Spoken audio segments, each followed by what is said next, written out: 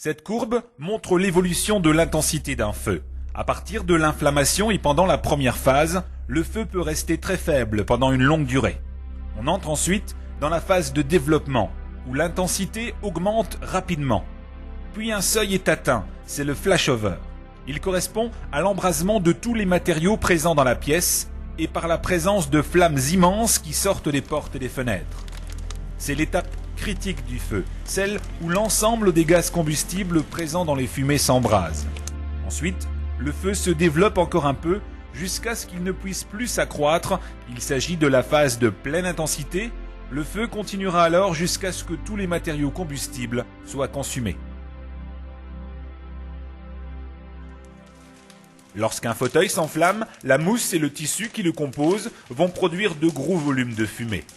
Le faible exutoire d'une porte ouverte oblige ces fumées à s'accumuler au plafond. La différence de pression entre la couche de fumée et le sol permet l'alimentation du foyer en air frais. Les gaz chauds transmettent leur chaleur aux murs et au plafond qui émettent à leur tour un rayonnement thermique. L'ensemble des objets sont chauffés et distillent des vapeurs inflammables. On va commencer à voir apparaître des flamèches, puis de véritables rouleaux de flammes. L'embrasement généralisé éclair va être l'étape normale de développement de cet incendie. Ce n'est pas un accident. Le flashover correspond au passage brutal d'un feu localisé à un feu généralisé par embrasement des gaz combustibles et de l'ensemble des objets présents dans la pièce. Il existe plusieurs signes annonciateurs d'un flashover. Tout d'abord, celui-ci se produit toujours dans un local semi-clos, où l'apport d'oxygène favorise le développement du foyer. Le feu est localisé avec des flammes claires.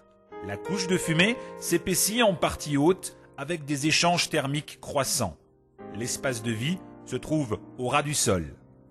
La quantité d'air frais entrant dans le volume permet au feu de produire de plus en plus de gaz combustible qui n'arrivent pas à s'échapper. À travers les fumées, on commence à percevoir des flamèches, des rouleaux de flammes, signe que l'embrasement généralisé éclair est imminent. Le repli est plus que nécessaire, une personne exposée au flashover en sort rarement indemne. L'attitude défensive face à un risque d'embrasement généralisé éclair est le repli de tous les binômes engagés. Le COS est informé de la situation. Les moyens hydrauliques seront doublés afin de poursuivre l'extinction.